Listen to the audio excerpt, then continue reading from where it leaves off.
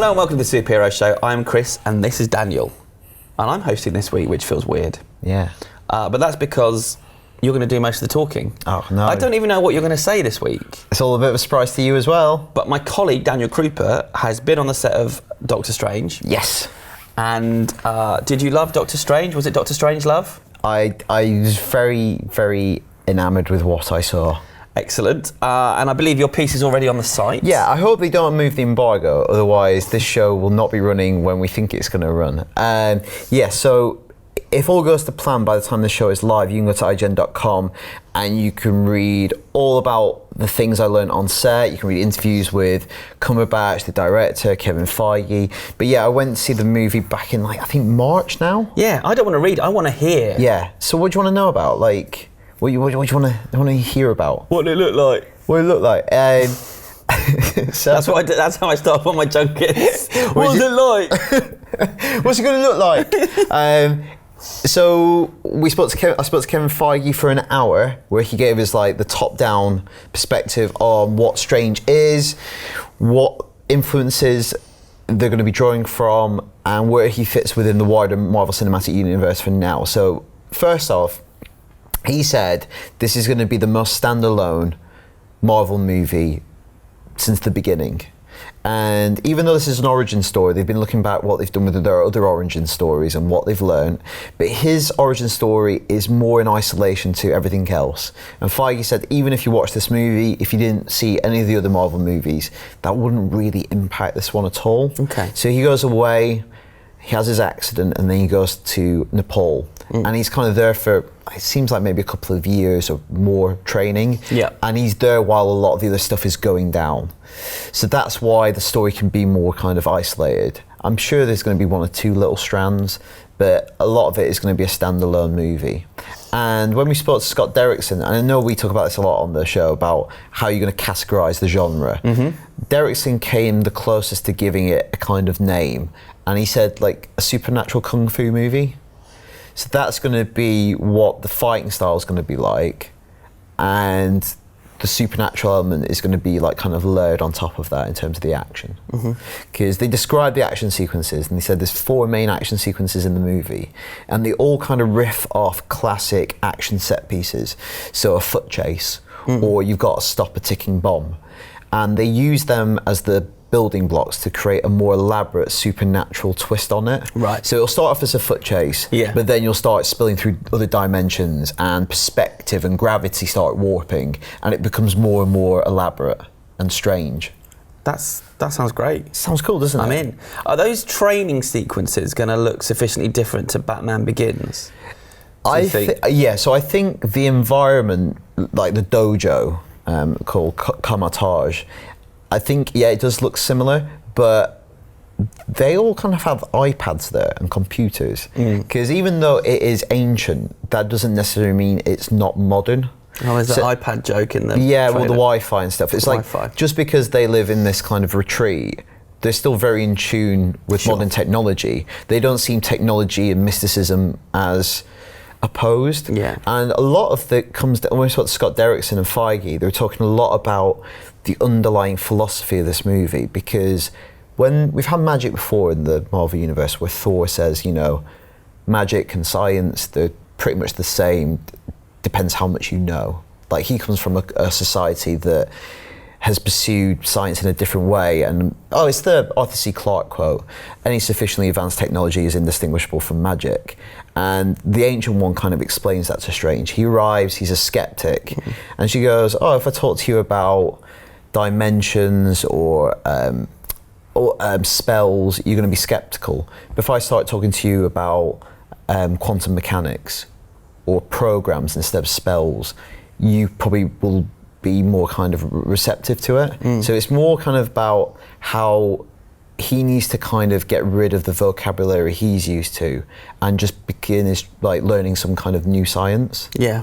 So that's kind of interesting. What else from there? Did you get a sense of the villainy in the film, or were they a bit? Yeah. So there. Or can you not say? No, I can say. So I don't know anything. I've not been told anything that I can't say. It's not like we got told more. So obviously everyone now knows that Mads Mikkelsen is called Caecilius, who I think does exist in the Marvel comics, but is super minor, like very deep cut character. And the reason they've used him is they wanted a villain they want the spotlight to be on Strange. So they don't want a villain that's very famous or requires additional setup. He's a guy that trained in Kamar-Taj under the Ancient One, and he has a ideological disagreement with her. She believes in protecting the reality that we're a part of, whereas he advocates if our reality is ingested by a bigger reality or another dimension, that isn't necessarily a bad thing. We might open up the gift of immortality, or we might learn things if we let these greater creatures in. So he creates a new sect which disbands and kind of rebels against the Ancient One. And I think it was Derrickson who said this. He likened Mads Mikkelsen's character to Saruman in Lord of the Rings. And Saruman is the kind of embodied villain of Sauron. He's working for some greater force. And I think that's what Caecilius, Mads Mikkelsen's character, is doing. He's the kind of the face of the villain in this movie, but he's really been manipulated by or working for a bigger power. And I would think that's probably Dormammu.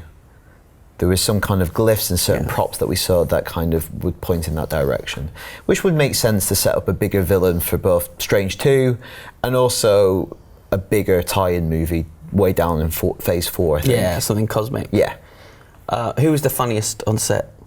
Benedict Cumberbatch. Ooh. Brilliant. So we waited around set all day, and he came in at the end of the day, and he came in and his beard was covered in icicles. And he was like in this kind of very plain robe, so not the one he wears at the end of the film. And he comes in with all these like icicles encrusted in his goatee. And he comes in and he's pretending to like shiver, and he's like, have you seen how they treat the talent? Like full and outraged. Benedict Bance. That's from Benedict. But he did a lot of it in his like New York accent, like Cumberbance. Yeah, Cumberbance, very good. And he was like, I'm gonna have to explain what I'm doing. And they were like, oh, I don't know if you can. He's like, this is ridiculous. So he told us, and you're actually seeing it in the trailer now, it's the scene very early on in his training where he's stranded up Mount Everest, and the Ancient One is like, you're gonna have to teleport yourself back to the academy. And he has to like do the teleportation spell himself, otherwise he'll die on there. So he was telling us about, he'd just come from a set where he's up Everest. And then we actually went on set to see the shot where he comes back. And it's really funny because he falls through this portal at the feet of the Ancient One, and they're like, oh wow, we did it. But what it actually looks like on set is he's falling through a hula hoop. Right. That, you know those kind of strip LED lights for Christmas? Yeah. It's a hula hoop that has them around it, and the lights kind of just spiral around to create the ambient light. So we watched probably about 10 takes of Benedict Cumberbatch just falling through a hula hoop with Christmas lights on. But yeah, it looked really cool. The set looked great as well. Yeah. So yeah, why should we be excited about this one, do you think then? I think you'd be excited about it because I'm sure Feige loves all these movies, but I think it was quite clear that this is a character that he has a particular affection for. It's a movie they really think is. This is why the criticism of the trailer was it's like Inception. I think we've seen a fraction of what's actually in that movie. Because the thing that Feige talked frequently about on set was how the inspiration of this movie is the character that Stan Lee and Steve Ditko created, and the world that Steve Ditko created in the panels of those comic books in the early issues of Strange Tales and Strange. That we're going to see stuff that is, like, we're going to see monsters, we're going to see really weird stuff in this movie, and visuals that have never been rendered on film before. That's what he was saying on set. We've got people working on visuals that you've never seen in a motion picture before. That's exciting. You know, for him to say that, and they've done several of these films that are all around spectacle, if they're working on visuals that have never appeared in a major Hollywood movie before, like, I guess, Lovecraftian imagery, stuff like that, I think that's really exciting.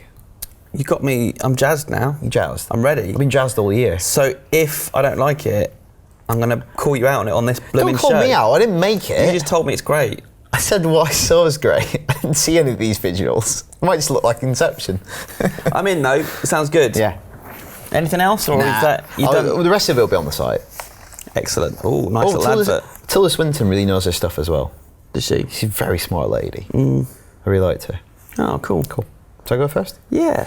So this is from Matthew Fresquez. So he did a phonetic pronunciation for me. Thought you'd like that. Thank you, Matt. It's from Denver. Last week you guys read feedback on ideas for an additional show. I love Elaine's idea of giving you guys a few pints and doing the Mystery Science Theatre. You guys are extremely funny and you can easily keep the camera pointed at you instead of the screen and sit back and enjoy a movie. I just put that in because someone said we're funny. That's very nice. Nice to get a compliment occasionally. I don't know if we are. This is from our old friend Connor Davidson in Belfast, who says, completely agree with the lack of impactful music in the MCU, which we discussed. Yes. A couple of weeks back. The only one I can think of is in Thor 2 during his mother's funeral, and that only because I watched it recently. It works so well in the scene, but they can't seem to get that iconic music like a Star Wars or a Christopher Reeve Superman for any of their movies. Nope. But on a similar note, quite hopeful for Strange again on that front because they've got the brilliant Michael Giacchino. Ooh. Who's now doing Rogue One, isn't he? He's doing Rogue One as well, and he's a brilliant composer. Like the new theme he created for Star Trek is very hummable. This is Hugh O'Donnell. It just occurred to me that with all these interconnected superhero movies, is there any room for standalone ones anymore? About 10 years ago, there were plans for a Green Arrow movie called Supermax, which sounded like one of the most interesting concepts for a superhero movie I've heard. He only wears his costume in the opening scene upon his arrest and has to form probable unholy alliances with supervillains he put in there to get out. Great concept in my opinion. P.S. Powers Booth for an actual live action Dark Knight Returns. I've wanted to see that for years. Maybe John Hamm as Superman then in it. Good casting. Yeah, I remember that Supermax. I don't really know much about that. Yeah, well, it was exactly what you said. It was like a prison break movie, but where the hero's in prison for most of the movie. Yeah. It sounded great fun. It had a really good screenwriter, and I can't remember who.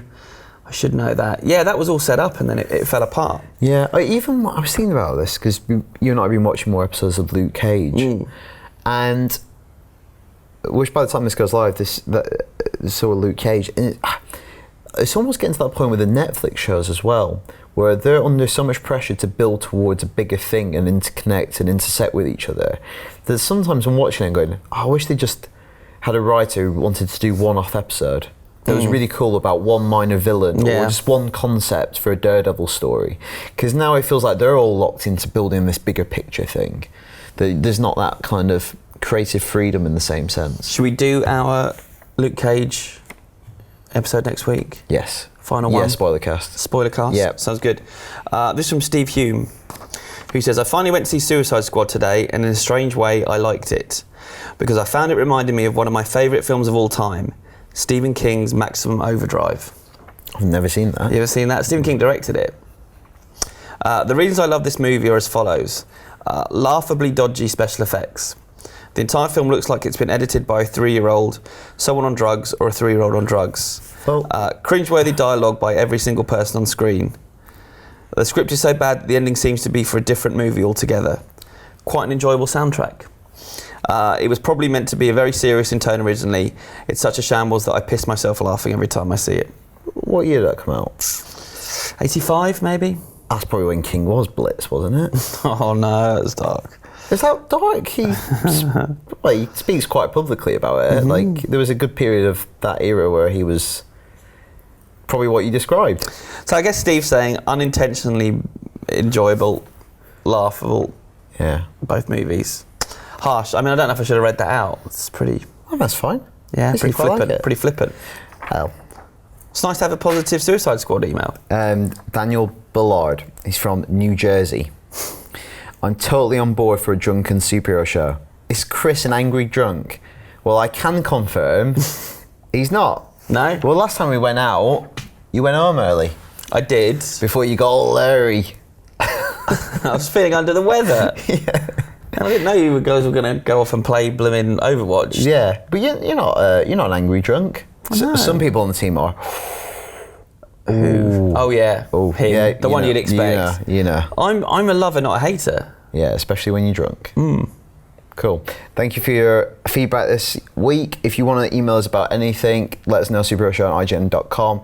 And for more on Doctor Strange, check out IGN.